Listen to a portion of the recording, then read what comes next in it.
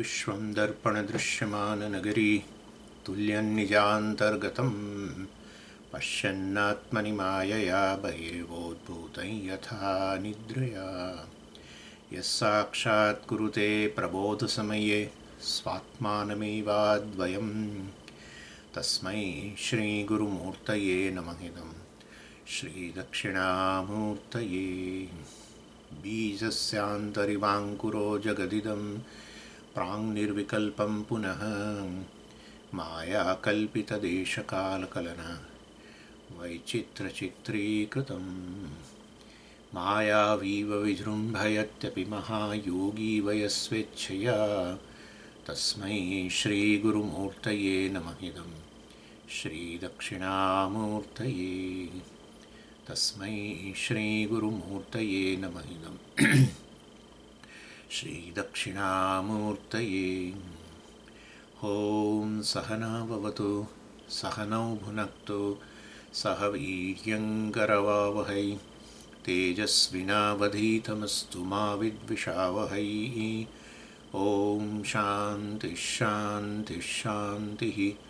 सदाशिवसमारम्भां शङ्कराचार्यमध्यमाम् अस्मदाचार्यपर्यन्तां वन्दे गुरुपरम्पराम्। ॐ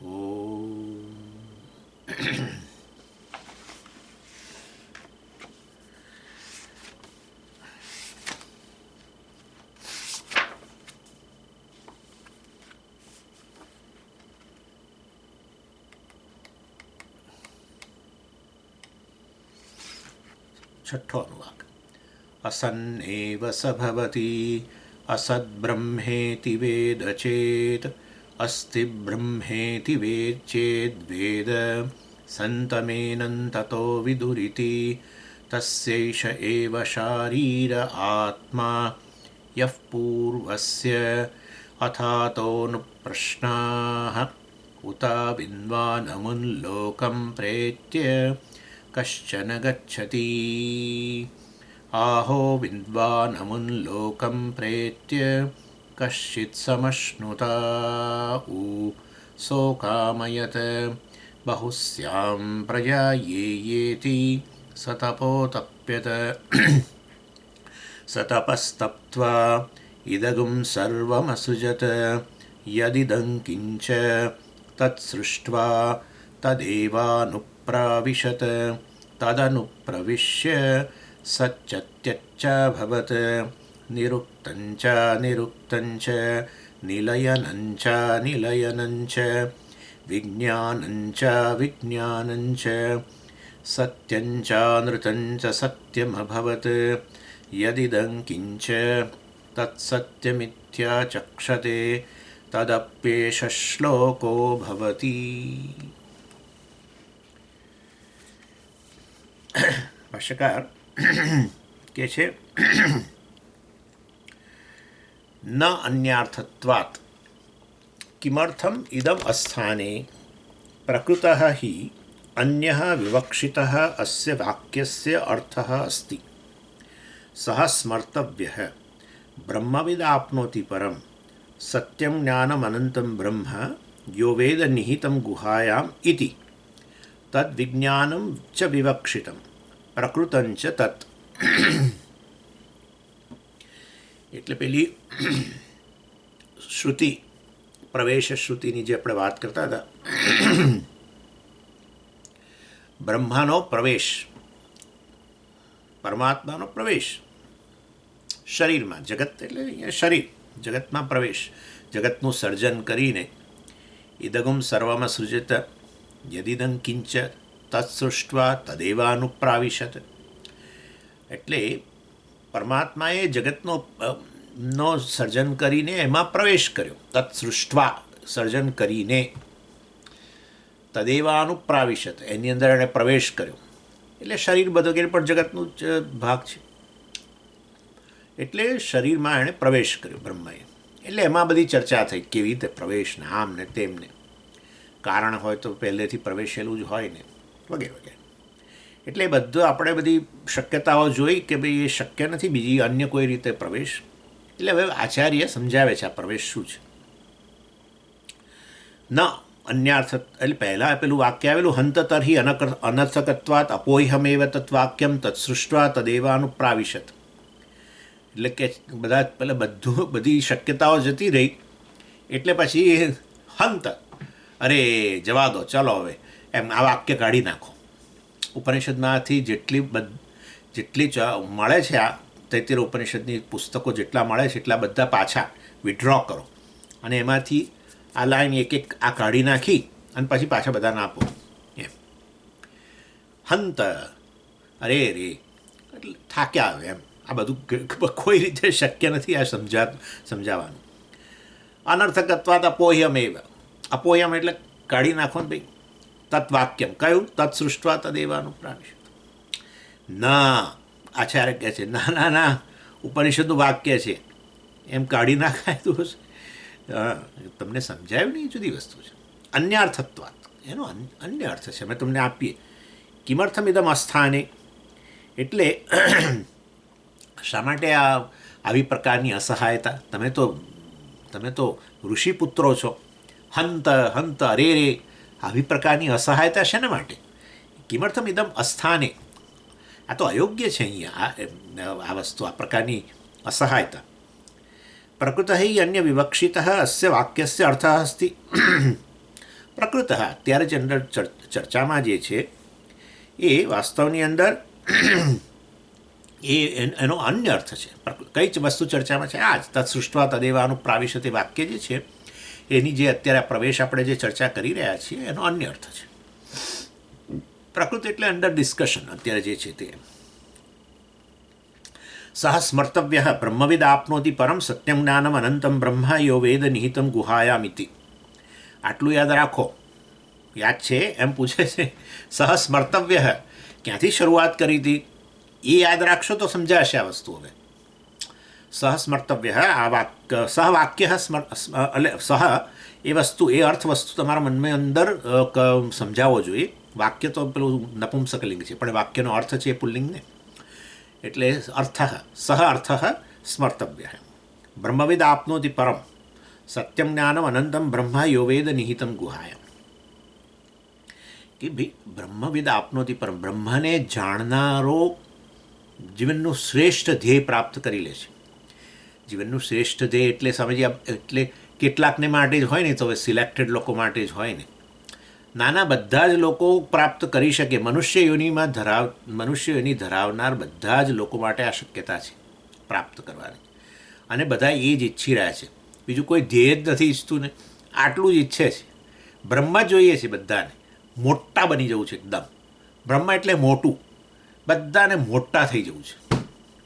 એટલા મોટા થવું છે કે જ્યાં પછી તમને મોટા થવાની જરૂર જ ન લાગે, એટલા મોટા થવું છે. બધા લોકો જેટલા મોટા થાય છે ને એ બધાને ફરી મોટા થવું છે. જો એલોન મસ્કને પણ મોટા થવું છે. એવા પ્રેસિડન્ટ જે બને કન્ટ્રીનો એને હજુ મોટા થવું છે, હજુ મોટા થવું છે. હા, કોઈ એવું, કેટલી કોમન સેન્સની વસ્તુ છે કે તમે એક દેહ વગેરે સાથે ઉપાધિ સાથે તાદાત્મ્ય કરો, પછી પેલું જે કૂવામાંનો દેડકો હોય એ બતાવે પેલી દેડકી હોય અને બતાવે કે મેં એક મોટું પ્રાણી જોયું, અને કાચબો જોયો હોય કે બીજું જોયું હે, તો એ પેલા દેડકીને બતાવ્યો કે મેં આજે એક નવું પ્રાણી જોયું. એમ કેવું હતું? તો કે બહુ મોટું હતું. કેટલું મોટું? પછી પેલા દેડકો ફૂલે આનથી મોટું ફાટી જાય ફૂપ. એટલે તમે ગમે એટલા મોટા થાવ હજુ નાના જ છો. That's it. વૈરાગ્ય બધી વસ્તુઓ માટે એનું એક આટલું સામાન્ય લાઈન છે. મારે મોટા થવું છે અને હું ગમે એટલો મોટો બનીશ, ગમે એટલો મોટો બનીશ તોય હું નાનો જ રહીશ. That's it. મને સંતોષ નહીં થાય, કારણ કે મૂળ પેલો સ્વભાવ જ મારો, સ્વરૂપ જ બ્રહ્મ છે. જ્યાં સુધી બ્રહ્મ ન બનવું ત્યાં સુધી આ રહેવાનું છે. બ્રહ્મ ન બનવું એટલે બોલવા માટે બનવું, અર્થાત બ્રહ્મ હું છું એ ન જાણું ત્યાં સુધી આ રહેવાનું છે. કારણ કે જે મારું સ્વરૂપ હોય, સ્વરૂપની પ્રાપ્તિ માટે જ મારો પ્રયત્ન હોય ને. અત્યારે એવી સ્થિતિ છે કે આ દેહ સાથે તાદાત્મ્ય કરીને હું અબ્રહ્મ થઈ ગયો છું, જાણે નાનો થઈ ગયો છું. બ્રહ્મ એટલે અબ્રહ્મ એટલે નાનો, જડ વસ્તુ સાથે તાદાત્મ્ય કરી. એટલે દરેક વ્યક્તિને જીવનમાં મોટા બનવું છે. એટલા મોટા બનવું છે કે પછી એનાથી મોટું કોઈ ના હોઈ શકે, એને પોતાને પણ મોટા બનવાની જરૂર ન લાગે. That's it. આ વેદાંતનો સીધો પ્રેક્ટિકલ જીવનમાં જે તમે ઈચ્છો છો, જે બનવા માગો છો, એ તમે છો. That's it. ઓવર. આ વાક્યને કોઈ નહીં હલાવી શકે.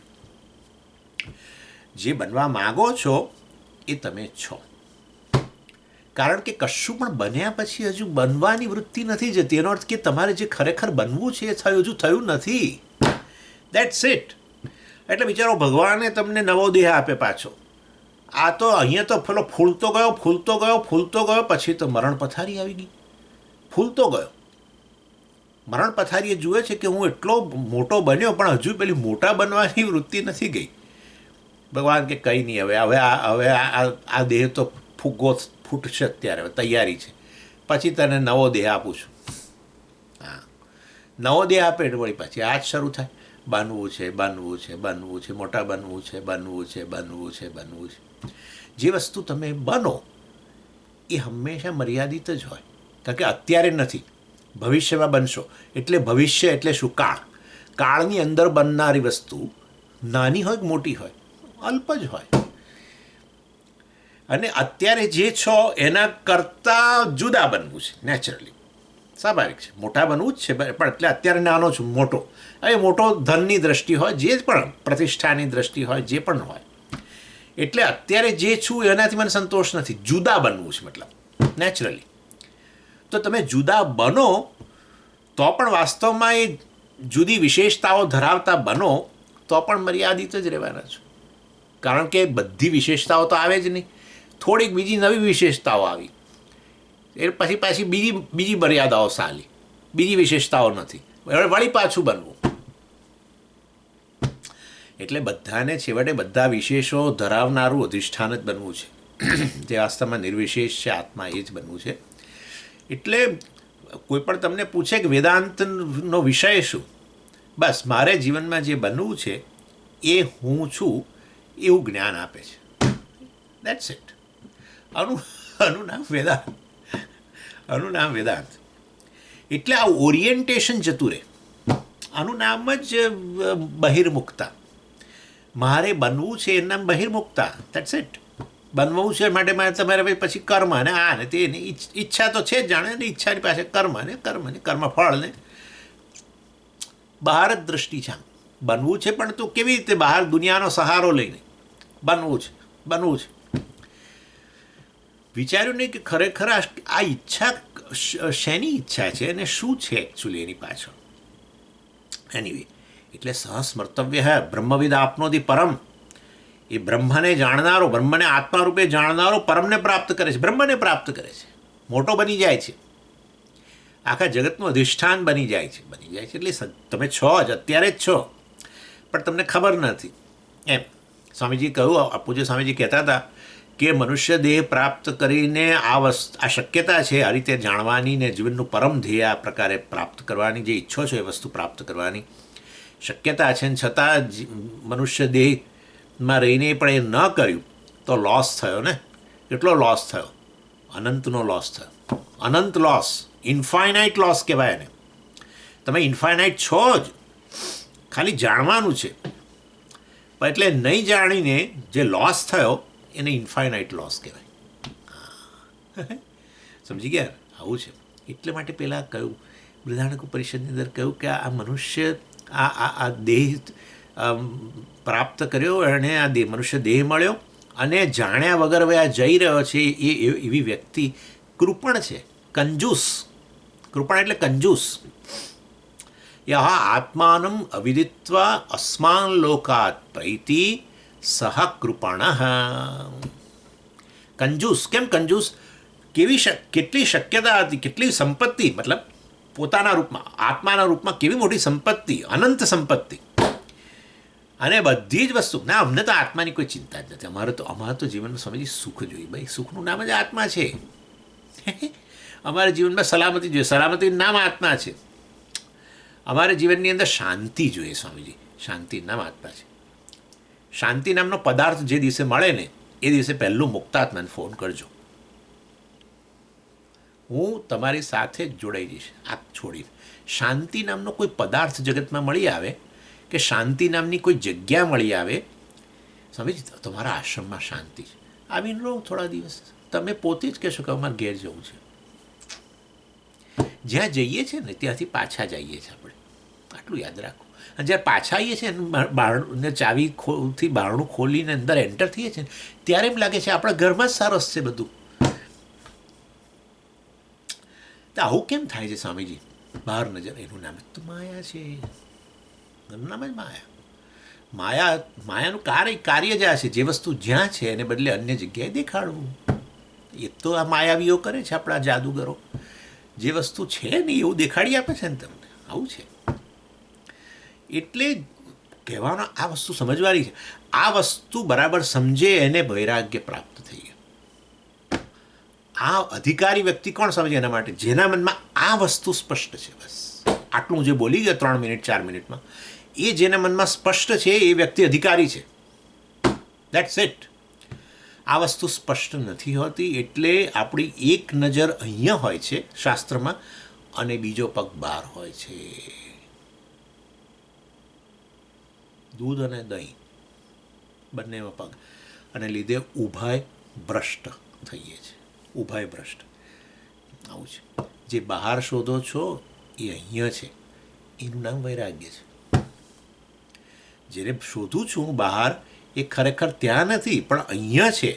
આટલી સ્પષ્ટ સમજનું નામ જ વૈરાગ્ય છે. અને એના કારણે અનંત શાંતિ એમ જ આવી જાય છે. ખાલી આટલું જાણવાથી જ શાંતિ થઈ જાય છે. કારણ કે આ બનવાની પ્રક્રિયા, મેળવવાની પ્રક્રિયા, જે મેળવવું છે બહાર પડ્યું છે, મારે જે બનવું છે હજુ આવ્યું નથી, એ ભવિષ્યમાં થશે. આના કારણે જ આ મનની અંદર સતત પેલો તોફાની સમુદ્ર જેવું કામ ચાલી રહ્યું છે અત્યારે. તોફાની સમુદ્ર. એનું નામ જ રાગ દ્વેષ છે. એનું નામ જ રાગ કહેવાય. રાગ એટલે શું? મારે જે મેળવવું છે એ બહાર રહેલું છે અને માટે એના તરફ ઢળવું, એનું નામ રાગ કહેવાય. બસ જે વસ્તુ મારે મેળવવી છે, મારા માટે જે મૂલ્યવાન છે એ બહાર છે, કોઈ વ્યક્તિમાં કે કોઈ વસ્તુમાં છે, અને એના કારણે આપણે એના તરફ આમ ઢળીએ. એનું નામ રાગ કહેવાય.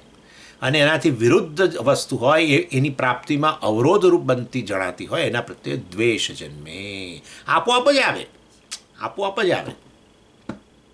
આપણને જે વ્યક્તિ પ્રિય હોય એ વ્યક્તિના મિલનમાં કે એમને મેળાપમાં, એના સંગાથની અંદર જે વ્યક્તિ અવરોધરૂપ જણાતી હોય બીજી વ્યક્તિ, પેલા પ્રત્યે દ્વેષ હોય. અહીંયા રાગ હોય તો પેલા પ્રત્યે દ્વેષ હોય, આપોઆપ જ હોય. એટલે રાગ ક્યાંક છે એને સમજી દ્વેષ નથી, આવું બંને જ નહીં. તમે જ્યારે સિક્કો ઉંચકો ત્યારે એની હેડ અને ટેલ તમે સાથે લઈ જ લીધી છે. હા, એવું નથી કે સિક્કાની એક સાઈડ તમારા પાસે છે ને બીજી સાઈડ હજુ પાછળ પડી રહી છે ટેબલ પર. ના, રાગ દ્વેષ પેર છે. રાવણ હોય તો એનો ભાઈ કુંભકર્ણ હોય જ, શુંભ હોય તો નિશુંભ હોય જ, હિરણ્યકશ્યપુ હોય તો હિરણ્યાક્ષ હોય જ. ભાઈ છે ભાઈ. હવે એ તમે કહો કે હું તો પેલાને ઓળખતો નથી, એ જુદી વસ્તુ છે, પણ તેથી પેલાનો ભય મટી જતો નથી, એ તો રહેવાનો જ છે. એટલે હા, વાસ્તવમાં રાગદ્વેષ જે છે એના કારણે બધો ખળભળાટ છે અંદર, સખત ખળભળાટ. જીવનમાં કેવળ આવી એટલી સમજ માત્રથી તમે જોજો કેવી શાંતિ આવી જાય છે. આપણે તો વાત કરીએ છીએ, આ તો ખાલી અધિકારીની વાત કરી. આવો અધિકારી જે થોડો શાંત બન્યો, આંશિક રીતે શાંત થયો, એને કહેવામાં આવ્યું શાંતમ શિવમ અદ્વૈતમ ચતુર્થમ મન્યંતે સ આત્મા સ વિજ્ઞેય. તું શાંત સ્વરૂપ છું, એ તરત સમજી જશે આ વસ્તુ. જે અધિકારી બન્યો, આપેક્ષિક રીતે જે શાંત થયો, એને જ્યારે કહેવામાં આવ્યું કે તું જ શાંત સ્વરૂપ છે, એને સમજવામાં બહુ વાર નહીં લાગે. જે રાગદ્વેષથી યુક્ત હોય, જેનું મન ખળભળાટવાળું હોય, એને કહે કે તું તો શાંત સ્વરૂપ છું, શાંતિને બહાર ના શોધ. એ કહે છે કે આ શું બોલો છો તમે, જાઓ અહીંથી. બહિર્મુક્તા હોય ત્યાં આ વસ્તુ કદી પ્રવેશી જ ન શકે. આ જ્ઞાન થોડી અંતર્મુક્તા હોય ત્યાં જ્ઞાનનો પ્રવેશ થાય. થોડી હોય તો પણ આની એ પ્રવેશ થાય, એની સમજ આવતા આવતા જ વૈરાગ્ય વધતો જાય, શાંતિ પેલી મનની શાંતિ વધતી જાય. આત્મા તો શાંત સ્વરૂપ છે, સાયલન્સ જ છે, પરંતુ આ રીતે પેલી સાધન ચતુષ્ટય સંપત્તિ વધતી જાય, પછી વૈરાગ્ય વધતો જાય, વિવેક વધતો જાય. વિવેક એટલે આ કે જે શોધું છું ત્યાં નથી, અહીંયા છે, આ પ્રકારનો વિવેક. જીવનનો એક જ પુરુષાર્થ છે, અને એ પુરુષાર્થ છે બ્રહ્મને જાણવું. બ્રહ્મવિદ આપનોતિ પરમ, એટલે આચાર્ય કહે છે યાદ કરો. અને એટલું જ નહીં, સત્યમ જ્ઞાનમ અનંતમ બ્રહ્મ યો વેદ નિહિતમ ગુહાયમ. એ બ્રહ્મને જાણવાનું તો ખરું, પણ ક્યાં જાણવું? ઉધર નહીં, ઈધર. હા, નહીં તો ઉધર એટલે તમારામાં મારે તમારામાં જાણવાનું, એવું નહીં. ઈધર અહીંયા જાણવાનું છે. નિહિતમ ગુહાયામ, અહીંયા એક ગુફા છે, એની અંદર બેઠેલો છે. જોઈએ શું કહે છે. એટલે એનીવે, અને માટે આ જ પ્રવેશ છે.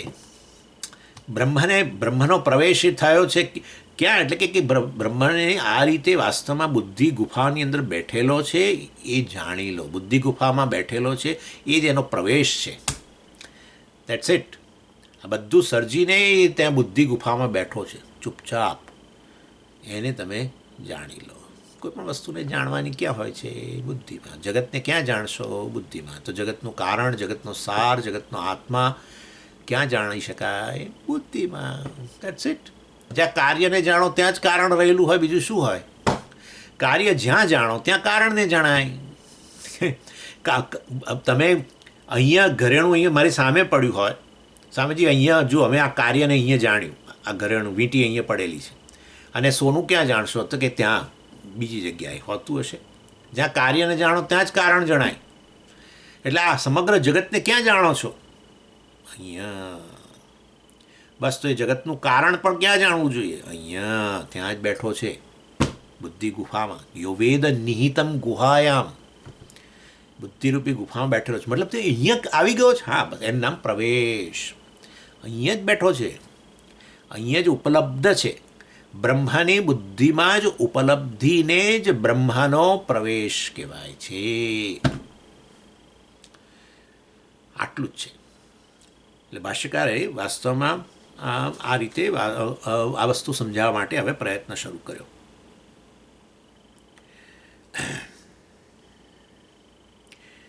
ચાલો, એટલે કે છે બ્રહ્મ સ્વરૂપ અવગમાય છે આકાશાદિ અન્નમયાંતમ કાર્યમ પ્રદર્શિતમ. જુઓ, સમજાવે છે બધું.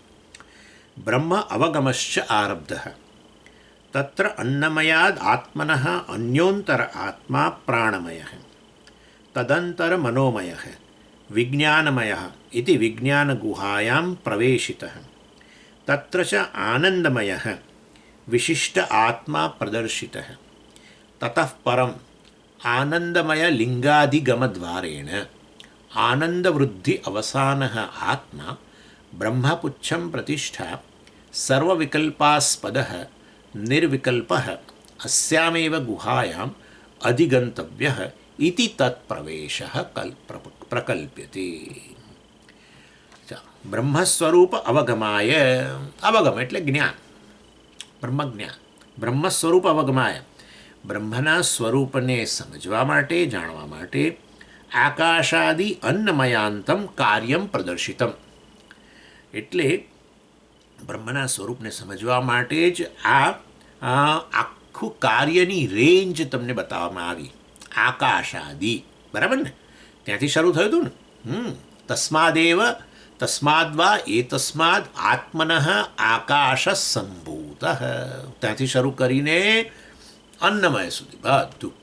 આકાશમાંથી વાયુ, વાયુમાંથી અગ્નિ, જળ ને આમ ને તેમને, અને એમાંથી પછી શરીરને.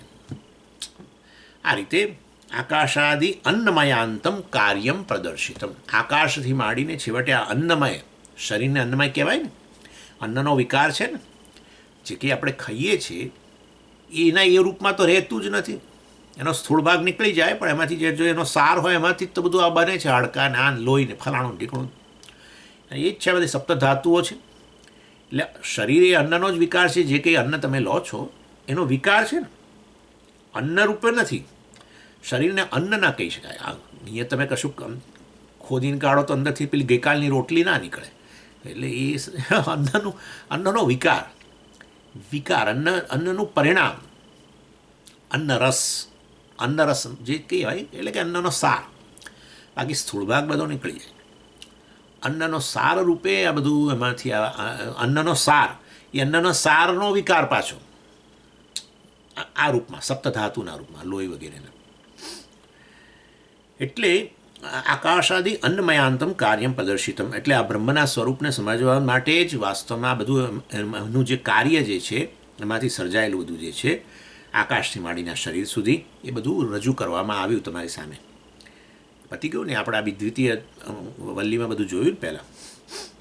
અને એટલે આ રીતે આ ક્રિએશન સમજવા, એટલે બતાવવા માટે શાના માટે બતાવ્યું કે ભાઈ આ બધું બ્રહ્મ છે, એ કારણ હોય અને એમાંથી જ આકાશ આવ્યું, એમાંથી વાયુ વગેરે આવ્યું, તો છેવટે બધું બ્રહ્મ છે એમ કહેવાનો આશય છે. કોઈ પણ કારણમાંથી જે કાર્ય બને એ છેવટે બધું પછી કાર્ય જે છે કે એ કારણના રૂપમાં જ હોય ને. એક તમે 100 ગ્રામ સોનામાંથી તમે 25 વીંટીઓ બનાવી તો પ્રત્યેક વીંટી સોનું જ છે ને, બીજું શું છે. એટલે કહેવાનો આશય કે આ શરીર વગેરે બધું બ્રહ્મ છે. અને બીજી બધું અંદર જે પણ આ બધા પંચમહાભૂતો ના ને તે બધું જે કહ્યું બધું બ્રહ્મ છે, કારણ કે સર્વનું કારણ છે. અને એ બ્રહ્મ પણ એનું પોતાનું સ્વરૂપ શું છે? સત્યમ જ્ઞાનમ અનંતમ. અને વાસ્તવમાં એ સત્યમ જ્ઞાનમ અનંતમ બ્રહ્મ જ આ રીતે આ કાર્યના રૂપમાં પરિણામ નથી પામ્યું. એ સમજીશ બ્રહ્મ હવે આકાશ બની ગયું, જેવી રીતે દૂધ દહીં બની ગયું એવું. ના ના ના, દૂધ કારણ છે, દહીં કાર્ય છે, સર્જાયું. દહીં સર્જાયું શેમાંથી? સર્જન થયું શેમાંથી? એના કારણમાંથી. કયું? દૂધ. એટલે એવી રીતે બ્રહ્મમાંથી સર્જાયું, તો પછી હવે બ્રહ્મ ઉપલબ્ધ નથી.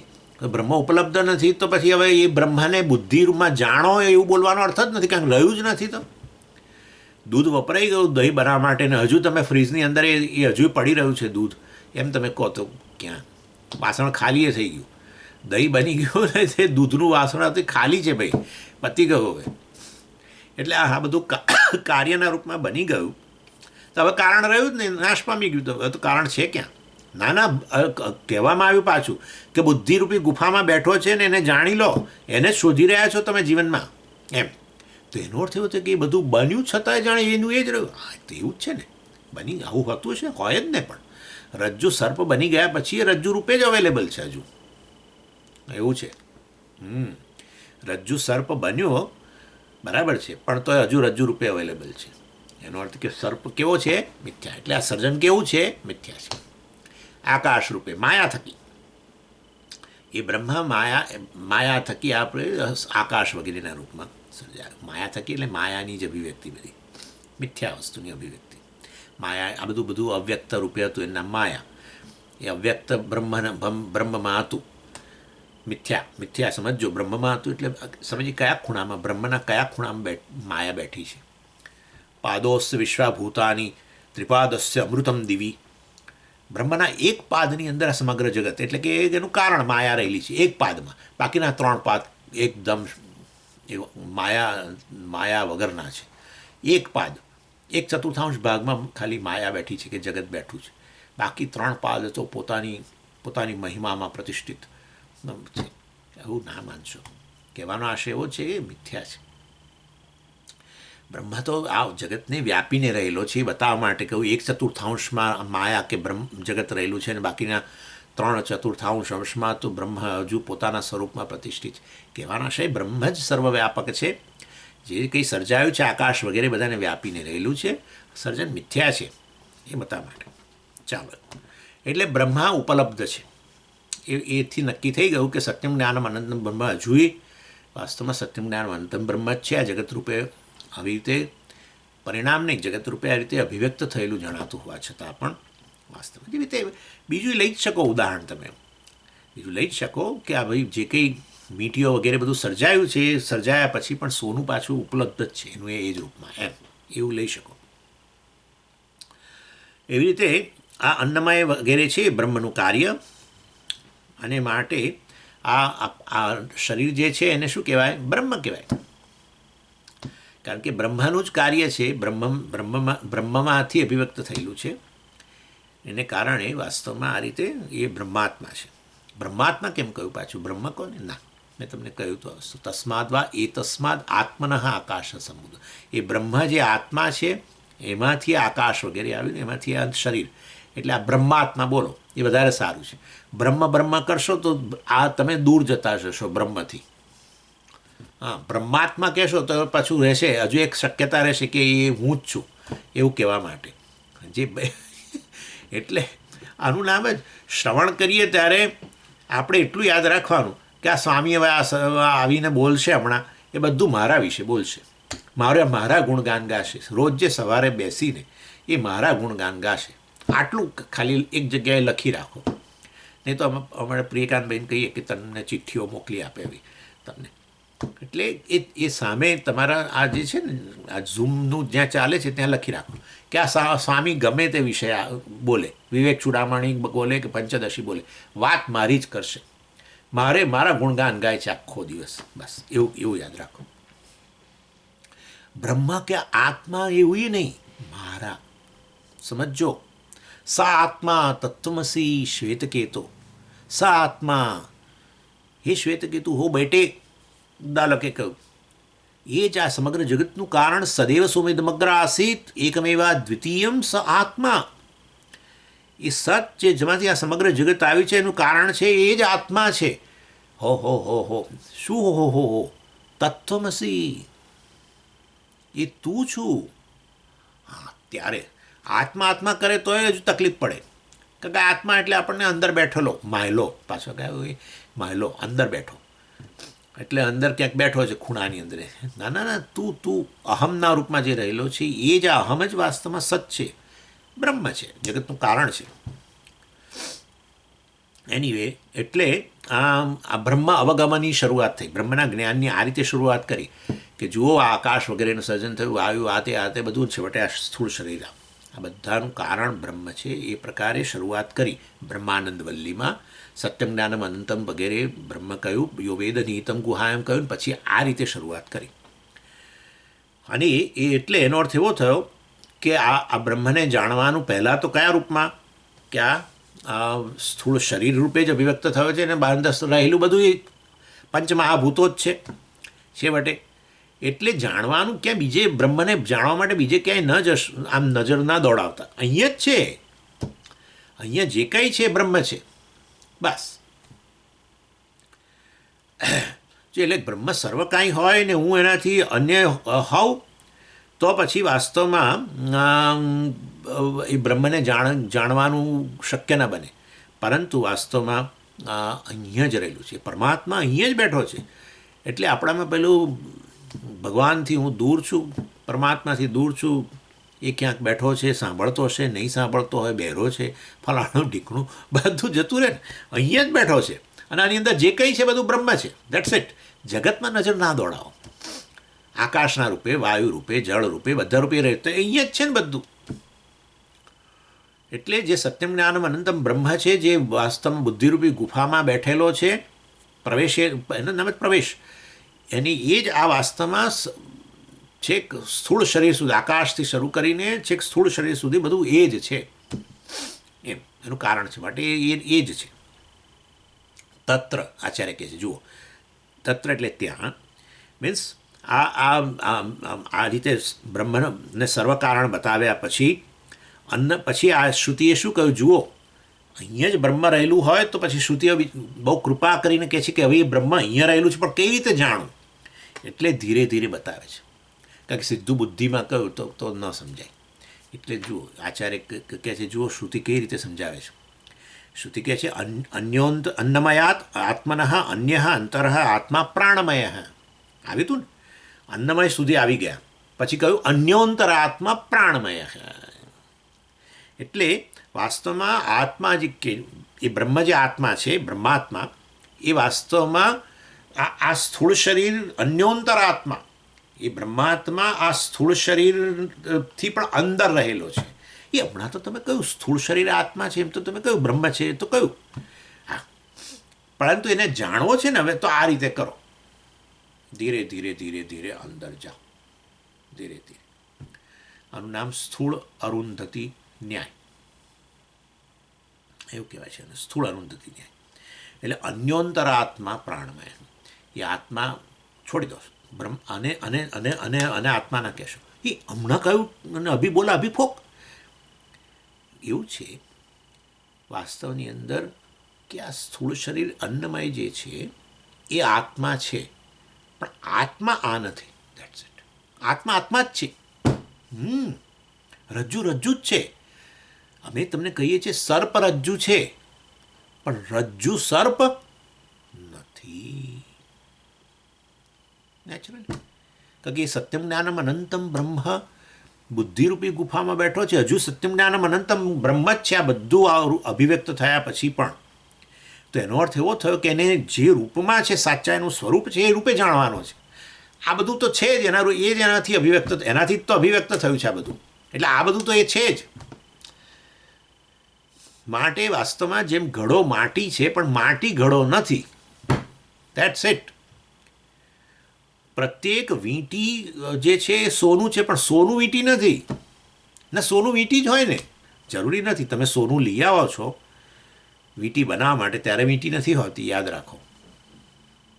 વીંટી સોનું છે, સોનું સોનું છે.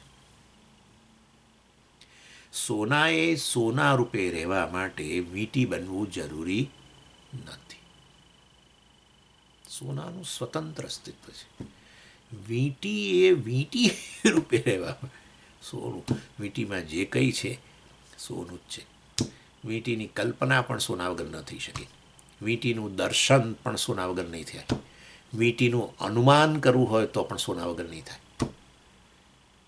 વીંટીની કલ્પના જ નહીં કરી શકો સોના વગર. માટે વીંટી સોનું જ છે. સોનું સોનું છે. સોનું એ સોનાએ વીંટી બનવું જરૂરી નથી.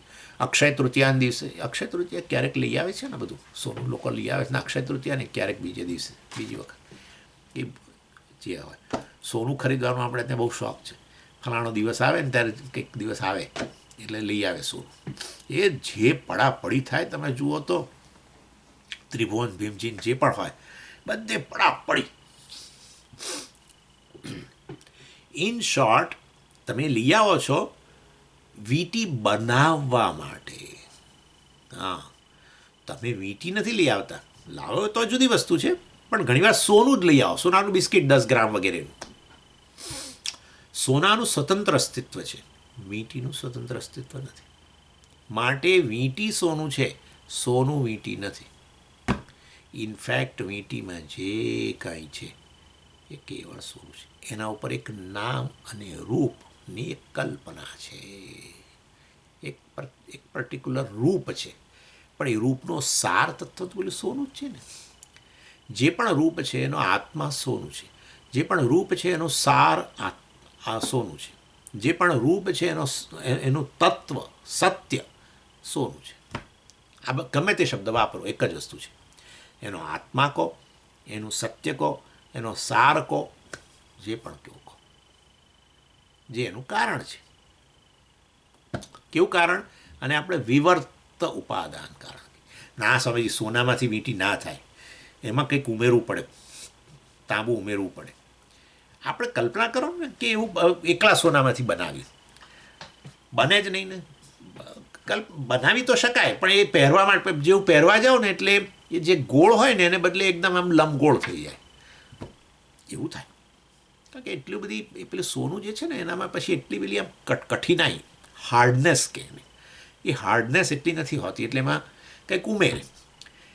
હું તમને બીજું ઉદાહરણ આપી જ શકું છું. એ સોનું વત્તા એ તાંબુ જે પણ ઉમેરતા હોય એ વાસ્તવની અંદર કારણ છે. એ કારણ જે છે એ એમનું એમ જ રહે છે. ગમે તે તમે રૂપ એને આપો, એના સ્વરૂપમાં ફેર પડે જ નહીં. જે રૂપ આપવું એ આપો. હજુ એ સોનું વત્તા કોપર જે છે જેટલું એ એવું ને એવું જ છે, એટલું ને એટલું જ છે એવું. ચાલો એની પરંતુ આપણે ગણી લો સોનામાંથી બનેલી મીઠી, એ તો સોનું જ હોય ને, બીજું શું હોય. એવી રીતે ગણવાનું હોય. પહેલાં કહ્યું કે બધું બ્રહ્મ છે, એટલે અહીંયા કહ્યું કે અહીંયા આ શરીર સુધી બધું બ્રહ્મ છે, એટલે હવે જાણવાનું બ્રહ્મને ક્યાં અહીંયા આવી ગયું. પછી કે છે હવે પણ અહીંયા તો અહીંયા છે, પણ ક્યાં આગળ છે અહીંયા? એટલે કે જુઓ, અન્યોંતર આત્મા પ્રાણમય. આ શરીર છે એનાથી અન્નમયાદ અન્ય, શરીરથી અન્ય અંદર જે પેલો પ્રાણ બેઠો છે, પ્રાણમય આત્મા. અને સ્થૂળ અરુંધતી ન્યાય કહેવાય. હવે આ સ્થૂળ અરુંધતી ન્યાય શું છે? જુઓ, લગ્ન થાય ને એ દિવસે પેલા આપણા બંને જણાને, આ પેલો આપણો શું કહેવાય, વર અને વધુ, વર વધુ બંનેને વાસ્તવની અંદર પેલો રાત્રે અરુંધતી તારો બતાવવામાં આવે. અરુંધતી તારો. અરુંધતી શું છે? વશિષ્ઠજીના વાઈફ, બરાબર. અને એ વાસ્તવમાં રાત્રે પણ એ અરુંધતી તારાને શોધવો બહુ અઘરો હોય છે, બહુ જ અઘરો. આટલા બધા તારાઓમાં કયો તારો અરુંધતી? એટલે શું કરે એ લોકો? એક પ્રક્રિયા અપનાવે જેના દ્વારા તમે અરુંધતી સુધી પહોંચી જાઓ, જોવા સુધી, અરુંધતીને જોવા સુધી. એટલે અરુંધતી સુધી ના પહોંચાય, એટલે તારા પર ના પહોંચાય, પડતું એટલે એને જોવા સુધી તમે પહોંચી આવડે આટલા બધા તારાઓમાં. એ આ પ્રક્રિયા અરુંધતી ન્યાય. એટલે તમને પહેલાં આ અરુંધતી અને વશિષ્ઠ એ વાસ્તવમાં એ સપ્તર્ષિમાં બેઠેલા છે. તમે જાણો છો એ સાત તારાઓનો સમૂહ જે છે, સપ્તર્ષિ જે છે એને એનો એક ભાગ રૂપે છે. અને એની અંદર એ સપ્તર્ષિ એટલે 7 ઋષિઓ. તો પછી સમજી 7 ઋષિઓમાં અરુંધતી કેવી રીતે આવે? ઋષિ હોય, વશિષ્ઠજી હોય, બરાબર, પણ અરુંધતી એ છે ને વાસ્તવની અંદર એની બરાબર જોડે જ વાસ્તવમાં લગભગ ઇનસેપરેબલ આ અરુંધતી પણ રહેલી છે.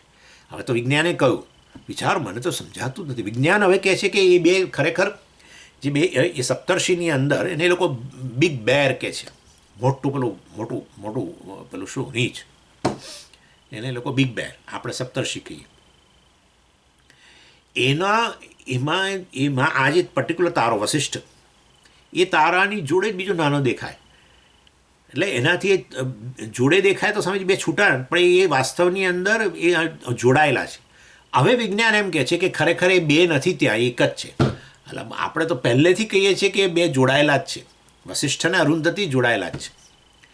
એટલે વાસ્તવની અંદર કહેવાનો આશય એવો છે, એટલે એને શોધવું એટલે પહેલાં તો તમારે આ રીતે ક્યાં તો કહે છે કેવી રીતે શોધવું? તો કે પહેલાં ધ્રુવનો તારો શોધો. એ તો બહુ સૌથી બ્રાઇટ ધ્રુવનો તારો. એટલે એ તમે આરામથી શોધી શકો. અને ધ્રુવનો તારો શોધો પછી વાસ્તવમાં ત્યાંથી બાજુમાં જ આ સપ્તર્ષિ, એટલે એ આ સપ્તર્ષિ એટલે આ મને બિગ બેર, મોટું રીંછ, જેની ટૂંકી પૂંછડી, એટલે પેલા જે 3 હોય છે ને એ પૂંછડી એની, આમ 3 નહીં પણ 2 પેલા આમ 3માં 1 2 3 આમ હોય છે ને, એમાં પેલી પછી છેલ્લા 2 એની પૂંછડી સુધી પહોંચો. પછી પહેલાં ઉપર જશો એટલે પછી પેલો ચોરસ આવે ઉપર. એ ચોરસની અંદર સૌથી ઉપરનો ખૂણાનો એ આ વશિષ્ઠ છે. અને એની બાજુમાં બહુ જ નાનો તારો, બિલકુલ એને અડીને જાણે, એ છે આ અરુંધતી, એનાથી છૂટું. પણ તમે તો કહેતા હતા એ તો આ લોકોને બતાવવાનું હોય છે, વર વધુના. હા, તો એવું એટલા માટે જ ને કે જેવી રીતે વશિષ્ઠ અને અરુંધતી પતિ પત્ની કેવા એકબીજા સાથે જોડાયેલા છે, એવા હવે તમે બંને જણા બંને જુદા જુદા જગ્યાએથી આવ્યા છો અને અહીંયા જોડાયા અત્યારે, તો આવા જોડાયેલા રહેજો, છૂટા છેડા ના લઈ લેશો એમ. એટલે એના માટે વાસ્તવની અંદર કહેવામાં આવે ઇનસેપરેબલ. એટલે આ એ વસ્તુ બતાવીને જે પ્રેયર વગેરે કરતા હોય, એ પ્રેયર કે ભાઈ તમે બંને જણા આ રીતે વશિષ્ઠ અરુંધતી જેવી રીતે જોડાયેલા રહે છે, એવી રીતે તમે પણ તમારા લગ્ન જીવનની અંદર જોડાયેલા રહેજો. ચાલો, એનીવે, એટલે અહીંયા કહેવાનો આશય એ છે કે આ આત્મા જે છે વાસ્તવમાં એને આ રીતે તમારે જાણવાનો છે, ધીરે ધીરે ધીરે અંદર. પહેલાં સ્થૂળ વસ્તુ ધ્રુવનો તારો, એ તો આરામથી ખબર પડી ગઈ. ના ના, આ આત્મા નહીં, અને આત્મા ના ગણી લેશો. વાસ્તવમાં આ આત્મા છે, પણ આત્મા આ નથી. યાદ રાખો, હવે બરાબર છે, સમજાય છે ને? આત્મા આ નથી, આત્મા આત્મા જ છે, સોનું સોનું છે. એટલે જે કંઈ દેખાય છે બધું આત્મા છે, પરંતુ એનું વાસ્તવિક સ્વરૂપ નહીં. એની અંદર એમાં અધિષ્ઠાન રૂપે જે બેઠો છે તે. એટલે ત્યાં બુદ્ધિરૂપી ગુફામાં પહોંચવું પણ છે ને આપણે. એટલે આ રીતે ધીરે ધીરે પહોંચાડે. એટલે અન્યોંતરાત્મા પ્રાણમય હે. એટલે પહેલાં તો આ શરીરને આત્મા કહી દીધું એટલે આપણને થાય કે આત્મા આ જ છે. ના ના ના, અંદર બેઠેલો જે પ્રાણ છે, જેનાથી આ શરીર ટકેલું છે, એ વાસ્તવમાં પ્રાણ આત્મા છે, અન્યોંતરાત્મા. પછી થાય કે ના, પ્રાણ આત્મા છે. ના ના ના ના ના, આ પ્રાણને કારણે જીવન છે, પ્રાણને કારણે શરીર ટકેલું છે, ઓ માટે પ્રાણ જ આત્મા. ના ના ના ના ના ના, અન્યોંતરાત્મા મનોમય. આ બધું આપણે ભણી ગયા છીએ. આ તો ખાલી હવે પાછું બધું આવી રહ્યું છે. બહુ ડિટેલમાં ભણ્યા છીએ આપણે બધું. એ તો બધું ક્યાંય છું થઈ ગયું છે. પણ એટલે વાસ્તવમાં અન્યોંતરાત્મા મનોમય. અંદર પ્રાણની અંદર, પ્રાણની અંદર પણ જે બેઠેલો છે તે મન છે, મન આત્મા છે. એટલે પ્રાણ આત્મા છે, આત્મા પ્રાણ નથી, એમ ગણતા જવાનું. હવે આ ઇક્વેશન બેસાડતા જવાનું. એટલે વાસ્તવની અંદર આ તો છે ને જેવું છે. દાખલા તરીકે તમે જે પેલી આ એક ખાલી ઉદાહરણ આપવા માટે તમને કહું ફરી એક પાછું, મને જાણે એ થયા કરે, તકલીફ થાય છે. પેલી તમે જે ચેઇન બનાવે ને આ લોકો સોનાની, એટલે આપણે કહીએ કે આ ચેઇન જે છે સોનું છે, પણ સોનું ચેઇન નથી. બરાબર, ચાલો હવે અંદર જાઓ. છેક સોના સુધી ખરેખર આજે હું બોલું છું એને સમજાવવા માટે કે ખરેખર સોનું જ સાર રૂપે રહેલું છે બતાવવા માટે શરૂઆત કરો આ રીતે. ચેઇન સોનું છે, સોનું ચેઇન નથી. એ વસ્તુને સમજવું છે. એટલે કે ચેઇનને હવે તમે તોડી નાખો, એટલે પેલી કડીઓ છૂટી પાડો. પ્રત્યેક કડી જે છે, એટલે જે છે વાસ્તવમાં ચેઇનનો આત્મા શું છે? કડી. કડી વગર ચેઇન જ ના બને. એટલે કડી જે છે એનો આત્મા છે, ચેઇન આત્મા નથી, કડી આત્મા છે. પછી કહે છે કે ના, કડી એ વાસ્તવમાં આત્મા નથી. તમે એ કડીને આમ છૂટી પાડી દો તો તાર જેવું બની જાય. તો કે તાર આત્મા છે. તો કે તાર આત્મા નહીં, પરંતુ વાસ્તવની અંદર સોનું આત્મા છે. સમજી ગયા ને? એટલે વાસ્તવમાં આ રીતે હવે આવું જ્યારે કહ્યું ત્યારે એનો અર્થ એવો નહોતો કે સોનું પહેલા સ્તરે નહોતું, હવે છેલ્લે બધું આમ ગયા અંદર ત્યારે પેલું સોનું મળ્યું. ના ના ના ના ના ના, પ્રત્યેક સ્તરે આત્મા જ હતો. બરાબર છે ને? પણ સોનાના પોતાના વાસ્તવિક સ્વરૂપ સુધી પહોંચવા માટે આ બધા જાણે રૂપો જે છે બધાને જાણે દૂર કર્યા. સમજી ગયા? પ્રત્યેક રૂપ વાસ્તવમાં સોનું જ છે.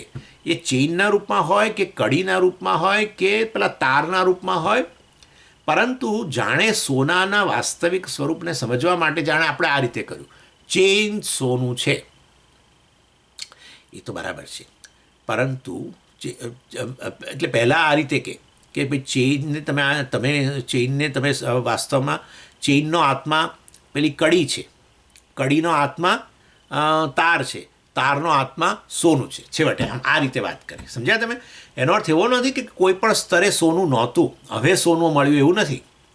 આ રીતે એટલે પહેલાં કહી દીધું કે આ આત્મા છે. બરાબર છે. પછી કે હવે તમને નહીં સમજાયું હોય કે ખરેખર આત્મા એનું વાસ્તવિક સ્વરૂપ જે છે, જે હજુ એના એ જ રૂપમાં, કાર્યના રૂપમાં અભિવ્યક્ત થયા પછી પણ હજુ બ્રહ્મના રૂપમાં છે, એ અહીંયા જ બેઠેલો છે સમજવા માટે કે છે હવે જુઓ અંદર જાઓ ધીરે ધીરે. એટલે આ રીતે અંદર લઈ જાય છે. આ રીતે અંદર સમજાવો. અન્યોંતર આત્મા પ્રાણમય, અન્યોંતર આત્મા મનોમય. એનો આત્મા મન છે. પછી કે ના, વાસ્તવમાં મન પણ નહીં. તો શું? તો કહે છે કે વાસ્તવમાં બુદ્ધિ છે. કારણ કે મનોમયનો આત્મા વિજ્ઞાનમય. હવે એકવાર વિજ્ઞાનમય પહોંચ્યા એટલે પછી પેલું વાક્ય લઈ આવો પાછું. યોવેદ નિહિતમ ગુહાયામ પરમે વ્યોમન. વિજ્ઞાનમય એટલે બુદ્ધિ. હવે બુદ્ધિમાં આવી ગયા. બસ આ બુદ્ધિરૂપી ગુફા જે છે, કેમ ગુફા કેમ કહો છો? પણ કારણ કે જન્મ્યા પછી ગાઢ અંધકાર હતો, બુદ્ધિમાં ગાઢ અંધકાર, એટલે ગુફા. કોઈ પણ વસ્તુ પૂછે ને તરત જ કે ખબર નથી. પોતાનું સ્વરૂપ તો નથી જ ખબર. એ તો એટલા માટે તો બધું ચાલે છે. જગતનું પણ કશી ખબર નહીં. જન્મ્યા ત્યારે તો બુદ્ધિ એકદમ ગુફા, અંધકાર, ગાઢો અંધકાર, અજ્ઞાન. પછી ધીરે ધીરે ટોર્ચ લાઇટ થાય, ધીરે ધીરે ટોર્ચ લાઇટ એક એક એક પૂછે, બેટા બોલ ક, એટલે ક. જો આને ક કહેવાય, ઇંગ્લિશ હવે ચાલો ને, એ, નાની લાઇટ થાય, એ, બી, બી, ઓ, હા, અને ગાય કહેવાય બેટા, અને ગાય કહેવાય, અથવા બેટી, બેટા કેમ કહો છો, ઓકે, બેટી, અને ગાય કહેવાય, ધીસ ઇઝ કાવ, કાવ. એટલે એ ગુફાના અંધકારમાં થોડી થોડી લાઇટ થવા માંડી. આખી જિંદગી ગમે એટલું તમે લાઇટ કર્યા કરો જ્ઞાન, તો એ ગાઢો અંધકાર જ રહે. કોઈ પણ વિષયનું જ્ઞાન મેળવો પછી એમાં એક બે પ્રશ્નના જવાબ આવડે, વધારે ના આવડે. બસ કહ્યું કે આ ગાય છે, પછી કે ગાયની અંદર તમે વધારે બધું બીજું બધું પૂછો તો પછી હવે ના ખબર હોય. અને ગુલાબ કહેવાય, ધીસ ઇઝ રોઝ, ઓકે. પછી આગળ બે ચાર એક બે પ્રશ્નોના જવાબ આપણે, આમાં પાંખડીઓ છે, બહુ તો ગણી શકે, 10 પાંખડી છે, એનો લાલ રંગ છે, ફરાળું છે, ટીકડો, એમાં સુગંધ છે. સુગંધનું વર્ણન ના કરી શકાય. એ બેટા સુગંધ છે ને એ કેના જેવી છે, એ કેવા પ્રકારની સુગંધ છે, તમે શું કહો? ગુલાબની સુગંધ છે કેવા પ્રકારની છે, એમ કે તમે શું કહો? ગુલાબ જેવી છે, એમ જ કહો, બીજું શું કહો? બીજું એમાં શું જવાબ આપો, મને કહો તો. સમજી, રસગુલ્લા મીઠા હોય, પણ એટલે મીઠા એટલે કેવા? એ સ્વામી હશે પછી આવું કશું ખબર. રસગુલ્લા મીઠા, મીઠા, રસગુલ્લા મીઠા એટલે મીઠાશ જેવા મીઠા, એટલે શું? પણ કેરી જેવા મીઠા ના. તમને ખબર છે વસ્તુ, આંખો બંધ કરીને તમને જીભ પર કોઈ કેરીનો મૂકે ટુકડો તો તમને ખબર પડે કે આ કેરી છે, અને રસગુલ્લું મૂકે તો તમને ખબર પડે રસગુલ્લું છે. બંને મીઠાશ છે પણ જુદી છે. હવે એનો ભેદ તમે કઈ રીતે વર્ણન કરશો, બતાવો મને શબ્દમાં. ન કરી શકો. ચાલો, એની વે કહેવાનો મારા એવો છે કે બુદ્ધિરૂપી ગુહા બહુ જબરજસ્ત કહ્યું કે મનુષ્ય જન્મ્યો વિજ્ઞાનમાં, બુદ્ધિ સહિત જન્મ્યો, પણ એમાં ગાઢો અંધકાર છે.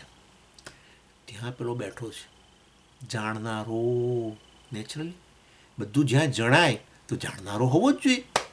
એ જાણનારાના રૂપમાં બેઠો છે. જાણનારો ખાલી એમ નહીં કહેવાનું, જાણનારાના રૂપમાં બેઠેલો છે પ્રમાતા. જો બધું જ જણાતું હોય તો એનો સબ્જેક્ટ તો હોવો જોઈએ, ઈગો તો હોવો જ જોઈએ ને, અહંકાર હોવો જ જોઈએ. સબ્જેક્ટ તો વગર કેવી રીતે? કંઈ પણ ક્રિયા થાય તો ભાઈ કોણે કરી એમ, તો પછી કોઈક તો જોઈશે ને. ક્રિયાનો કર્તાના રૂપમાં તો કંઈક જોઈશે ને ભાઈ. બધી ક્રિયાઓ થશે, અંતઃકરણ, શરીર, મન, બુદ્ધિ, બધું કાર્ય કરે છે. પ્રાણ, બધી ઇન્દ્રિયો બધા કાર્ય કરે જ છે સતત, પણ એ પાછળ કોઈક તો જોઈશે ને કરતા. હા, બસ એ આ બુદ્ધિમાં બેઠો છે. આમ કર્યા કારણ કે પેલો ચમકતો છે ને, આમ તો એ પોતે ચમકવાળો છે બહુ.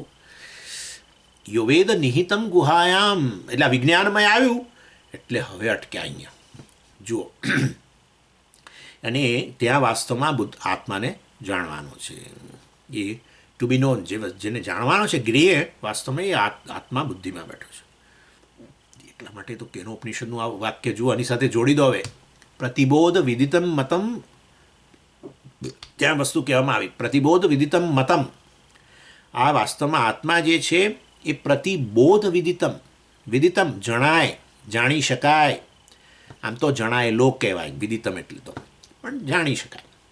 પ્રતિબોધ, બોધમ બોધમ પ્રતિ, પ્રત્યેક મનની જે આ વૃત્તિ છે, જ્ઞાન વૃત્તિ, એમાં જાણી લો. એટલે બુદ્ધિમાં જ્ઞાન વૃત્તિ છે, નેચરલી બુદ્ધિમાં બધું જાણીએ છીએ. એ પ્રત્યેક જ્ઞાન વૃત્તિ જે છે વાસ્તવમાં એ આત્મા છે. પ્રત્યેક વૃત્તિમાં તમે એની રૂપે જાણી લો. એટલે વાસ્તવમાં પ્રત્યેક જ્ઞાન વૃત્તિ દ્વારા પણ શું જાણીએ છીએ? જગત. બરાબર છે? જગત બધું ક્યાં જાણીએ છીએ? બુદ્ધિમાં. કયા રૂપમાં જાણીએ છીએ? વૃત્તિના રૂપમાં, જ્ઞાન વૃત્તિ. ઘડાને જાણો, મોબાઈલને જાણો, બરાબર છે? મોબાઈલની વૃત્તિ, મોબાઈલ વૃત્તિના રૂપમાં મોબાઈલને જાણીએ, આકાશને જાણીએ, વાયુને જાણીએ, ફલાણાને જાણીએ, સૂર્યને જાણીએ, સમુદ્રને જાણીએ. બધું જ્ઞાન, આ જગતનું જ્ઞાન ક્યાં પ્રાપ્ત કરો છો? વિજ્ઞાનમયમાં, બુદ્ધિમાં. બરાબર છે? એ પ્રત્યેક જ્ઞાન વૃત્તિની અંદર જે જ્ઞાન જ્ઞાન વૃત્તિ બેસી જાય, જે તે વિષયની વૃત્તિ હોય જતી રહે, બરાબર, જે તે વિષયની વૃત્તિ જતી રહે. મોબાઈલ વૃત્તિ પછી જતી રહે. મોબાઈલ જ્ઞાન જે છે અત્યારે વૃત્તિ, એટલે આ મોબાઈલ છે કેવી રીતે ખબર પડી, આની વૃત્તિ બુદ્ધિમાં થઈ અને વૃત્તિ પ્રકાશિત થઈ, એને જ્ઞાન વૃત્તિ કહેવાય.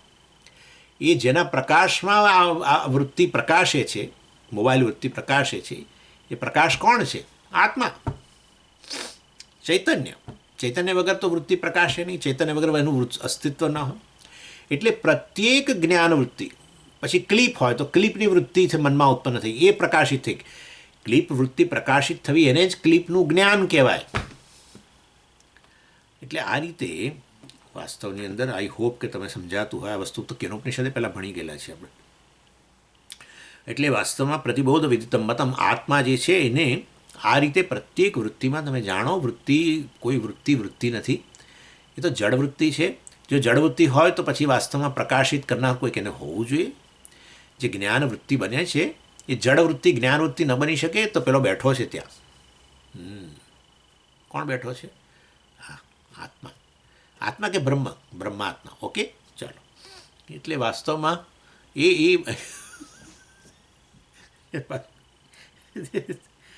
એટલે જગતને, સમગ્ર જગતને બુદ્ધિમાં જાણો છો ત્યાં જ આ આત્માને કે બ્રહ્મને જાણો.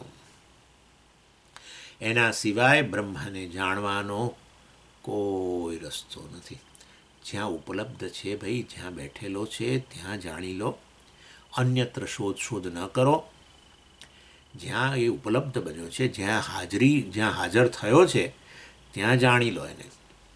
એ ગુફામાં બેઠો છે ત્યાં. પણ આનંદમય હજુ રહી ગયો, એને ક્યાં જાણશો? એને અહીંયા જ જાણવાનું. આનંદમયને, મનોમય, પ્રાણમય, આ બધું, આ મન છે, આ પ્રાણ છે, બધાને, અને આ શરીર છે, આ જગત છે, બધું અહીંયા છેવટે જાણ્યું, બરાબર છે. અને એ વાસ્તવમાં વિજ્ઞાનમય બુદ્ધિમાં આ રીતે બેઠેલો છે અને ત્યાં જ આનંદમયને પણ જાણી લેવાનું. એટલે આ કયા રૂપમાં બેઠો છે? બિલકુલ વસ્ત્ર વગરનો બેઠો છે? ના, કંઈક અંચળો ઓઢીને બેઠો છે. મેં તમને કહી દીધું, એનું નામ જ અહંકાર, ઈગો, દ્રષ્ટા, કર્તા, શ્રોતા, મનતા, વિજ્ઞાતા, ભોગતા, બધા જે પણ તમે કહો. શ્રવણ વૃત્તિ હોય તો શ્રોતા, દર્શન વૃત્તિ હોય તો દ્રષ્ટા, બસ. કશુંક ભોગવતો હોય ઇન્દ્રિયો થકી તો ભોગતા, કશુંક કરતો હોય કર્મેન્દ્રિયો થકી તો કરતા. મેં જોયું ને, કંઈ પણ ક્રિયાની પાછળ એ સબ્જેક્ટ તરીકે હોવો જોઈએ. કરતા, ભોગતા, મનતા, પ્રમાતા, આમ જનરલી પેલામાં કે. ચલો, આ રીતે આત્મા આ રીતે બુદ્ધિમાં ઉપલબ્ધ છે. અર્થાત બુદ્ધિનું જે આ રીતે અધિષ્ઠાન ચૈતન્ય જે છે બુદ્ધિનું કોઈ પરિણામ પામ્યા વગર આ રીતે ઈગોના રૂપમાં, ઈગો પરિણામ પામે, અહંકાર નેચરલી.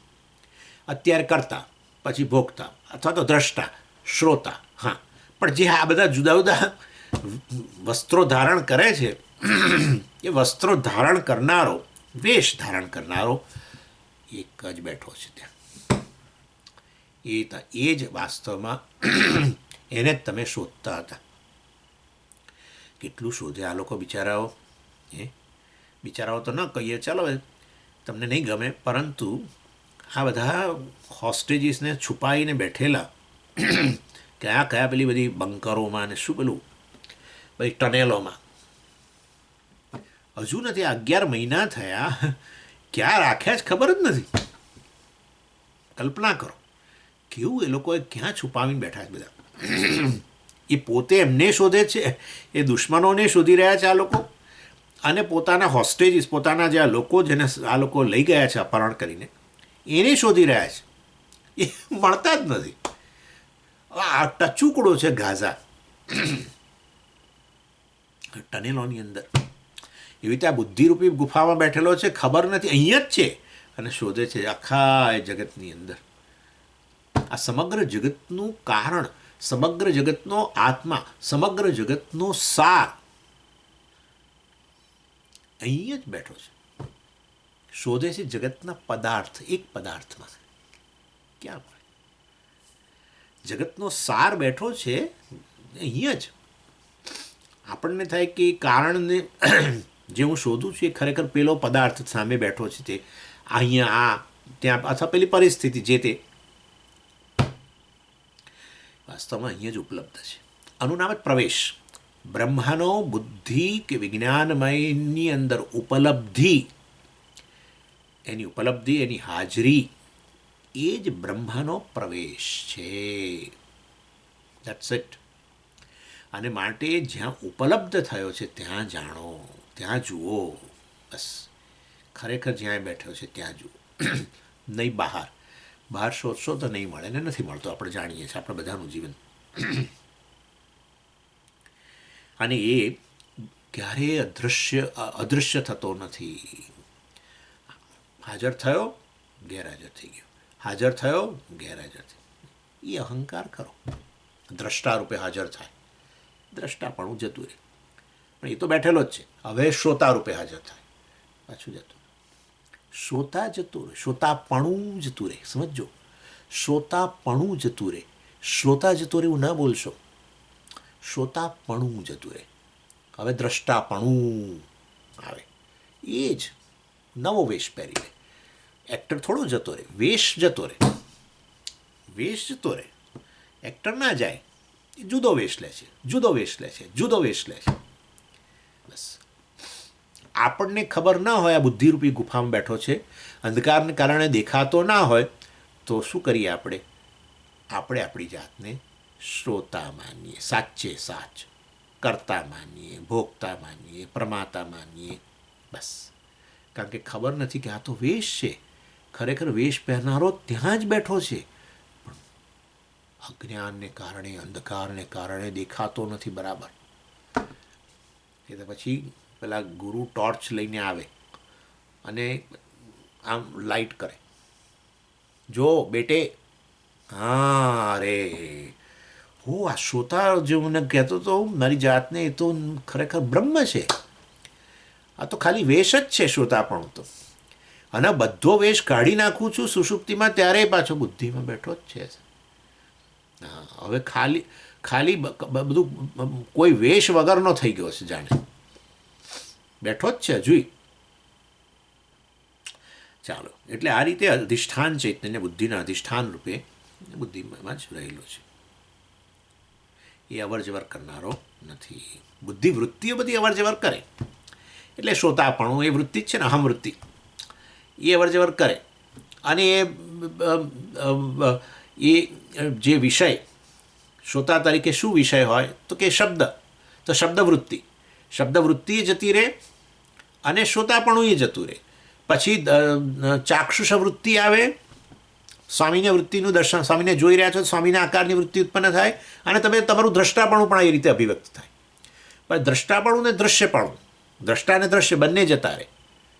વળી પાછું બીજું કંઈ જાગ્રત કાળા ચાલે નાટક. પરંતુ વાસ્તવમાં બંનેના અધિષ્ઠાન રૂપે, બંનેના સાર રૂપે વાસ્તવમાં એ બેઠેલો છે. અંતઃકરણ થકી એ જ વાસ્તવમાં દ્રષ્ટા અને દૃશ્ય બને. અંતઃકરણ થકી શ્રોતા અને શ્રાવ્ય વૃત્તિ બને.